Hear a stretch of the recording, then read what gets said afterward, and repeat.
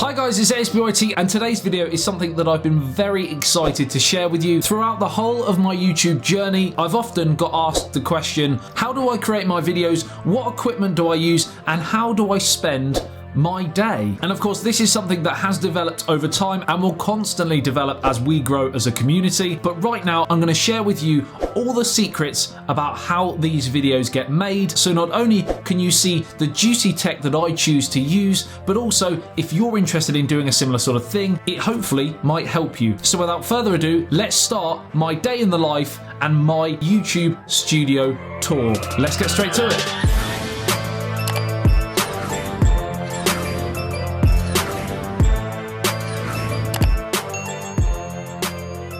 Right, so all of the equipment that I share with you today will be listed and linked in the video description below. So if you are interested in going through and checking it out, you can go and do that. Now, firstly, I generally get up around 6 o'clock because that is when my 2-year-old toddler wakes. And we'll get to why that's not cool a bit later in the video. I will then spend a few hours with her until mummy wakes up. She'll then take over parent responsibilities and then I will get ready for the day ahead. And whilst doing that, if my wife and child are out and I've got the place to myself, I will boogie down to some hardcore music. Now, in order to do that, we of course need some equipment, and the speakers that I'm currently using are the DSP 3200s by Meridian. And the reason why I'm using these is because I'm sure some of you are aware, I actually did a factory tour of the Meridian offices and seeing how all of their equipment is made and the amazing quality that they produce. I was very interested to trial out a sort of smaller version of some of the stuff that I saw in the factory. Now, in terms of price, these aren't for the faint-hearted, and these are for audiophiles out there who just want incredible sound quality. Certainly, if you've got the cash to flash, you might want to consider these. Very easy to set up and use, many different modes as well, 2x coax digital,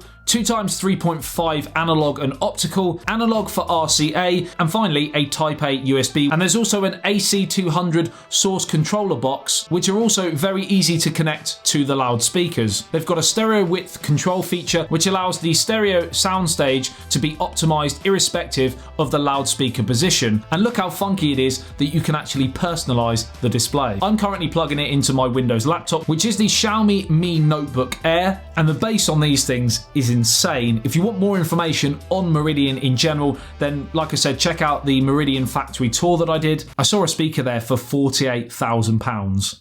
An absolutely insane amount of money, but again, if you've got it, it really was an insane product. So now I've had my breakfast, I'm ready to rock and roll for the day. We need to create some content. Firstly, we of course need to film the footage that we need for our YouTube videos, and I'm currently using the Panasonic Lumix GH5 camera, and for sound, I'm using the Rode VideoMic Pro Plus. I'm going to be upgrading both in the near future, but for right now, they do work pretty well. Outside of the camera and the mic, I've got a few different types of tripods. I've got a brand new motorized slider, which hopefully I'm going to be using in this video. You will know about it if I am. And I've got 2 softbox lights as well, and I think the company is Newer or something like that. They're off Amazon and they're pretty affordable and pretty highly rated by most people who have bought them. And they do a decent job. So we've now filmed the actual content, and this duration will of course vary depending on what the product is and how long it takes to not only gather the A-roll, but also the B-roll footage as well. So then we need to drag all of our footage onto our computer to edit the footage. Now, I currently edit all of my videos on the MacBook Pro, and it is the 15-inch Space Gray Edition, 1 terabyte of storage. Now, this is going to get upgraded as well. I will be purchasing the brand new Mac Pro, the £30,000. I'm not going to be spending that amount of money. I'm definitely not going to be getting the top spec version of the brand new Mac Pro. I'm still umming and ahhing about whether to get it at all or to go down the sort of build my own Windows computer. But either way, I will be getting a standalone computer for my studio, and then of course just using the laptop for when I'm working whilst traveling. But that's what we've got at the moment, and it works pretty well. Now, of course, the MacBook Pro famously only has Type-C ports, so crazily, I do have to use a dongle in order to transfer files. SD card from the camera has to go into the dongle and then into the computer from there. So now we have the files on the MacBook Pro, we are ready to go into the edit. And for this, I use Final Cut Pro. one of the main reasons why I have a MacBook Pro. I do really like Final Cut Pro. Adobe Premiere Pro, DaVinci Resolve, they're the sort of two main competitors, but I currently, like I said, use Final Cut. And again, I usually hook up the Meridian speakers for my editing because again, the sound quality is amazing and it really gives me an accurate take of exactly what's going on in the video. Really important if you are editing raw footage so that you can adapt it if necessary. Now, if I'm editing on the go, I will of course just use the MacBook Pro as it is, but if I'm here, I will hook it up to an external monitor. Now you can see the two monitors I've got here. We have the Samsung Space Monitor here, and it comes in two different sizes, 27-inch or 32. I've got the 27-inch model here, and the great thing about this is that if you're not using it like now, you can push it right back completely flat up against a wall or just out of the way like I've got it here, but you can also fully adjust it down and forwards if you want to bring it closer to an external keyboard, for example. Now in this case, I can actually pull the monitor forwards and sometimes over the front of the MacBook Pro screen and then just use the keyboard on the MacBook Pro. And that is a Quad HD display. The other monitor here is a curved display and it's from TCL. And even though it's only 1080p, it still looks fantastic, especially for things like gaming, for example, which we'll get to because sometimes in a day, I will have a little bit of time to game as well. Pretty rare these days with a family and a YouTube channel, but I'll try my best to sneak in half an hour here and there. So we'll start the edit of the video probably for about an hour or so, and by then it's probably time for a little break, and I will often either head over here where we've got my brand new 55-inch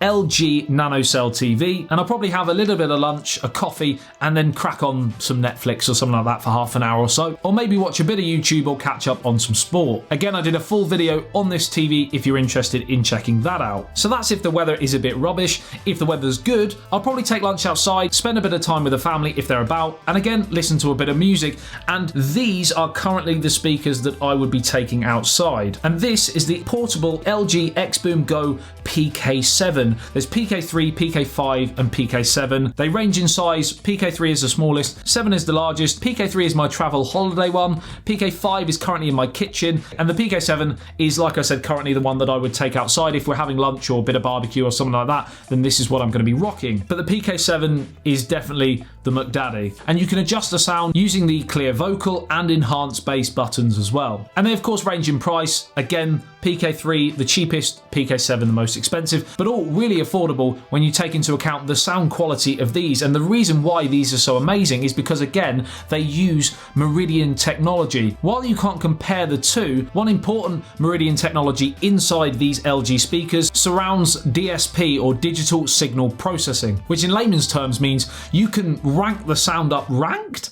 You can crank the sound up on these right to the top and it will always maintain a balanced sound. So even at the top levels when I'm using it, I don't get any distortion for a much more wallet-friendly price. I'll connect it up to my phone using Bluetooth, and if you're asking, I'll probably use the YouTube Music app. And it's got 22 hours of playback, so you're going to have absolutely no problems there. And with the thumping bass sides and the flashing coloured lights on the front, they're great if you're rocking a party as well.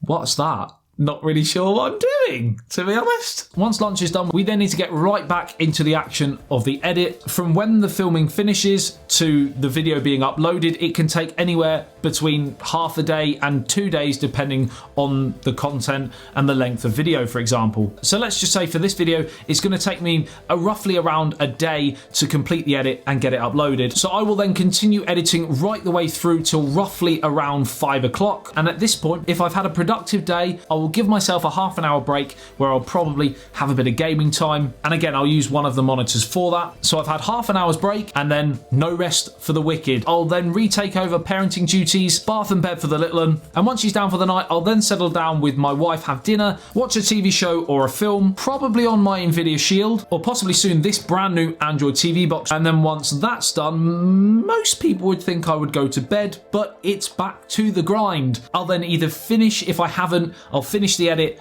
for the video that I was working on, ready to post the following day with all the Google SEO, thumbnail creation, all of that sort of stuff. And I'll also look to do my research for the content that I'm going to be filming either the next day or the day after. And that's probably around an hour. And at some point I will try my best to go through emails and stuff like that as well. And usually, and this is why I said 6 a.m. starts are not cool, I'll probably go to bed around 1 a.m. So 5 hours later, the little one's awake and the day starts again. So now when you look at me and think, why do I look so horrible? Now you know why. Because I've been living off 4 or 5 hours sleep for 2 years. So ladies and gents, that is my day in the life / YouTube studio setup. Hopefully you did enjoy it and found bits helpful if you're looking to possibly start YouTube or just want more information on the tech that I personally use. This video has taken me quite a while to produce, as do most, so if you did enjoy it, if you can hit that like button, it would mean the world. Share this video if you think it might help somebody else or indeed just want some decent tech. Remember, all the products I've talked about today will be listed and linked below, so if you want more information or indeed want to go through and buy any of them,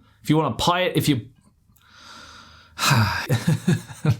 want to buy any of them, they will be listed below. I love you and leave you. I'll see you in the next one. ASBYT, peace out.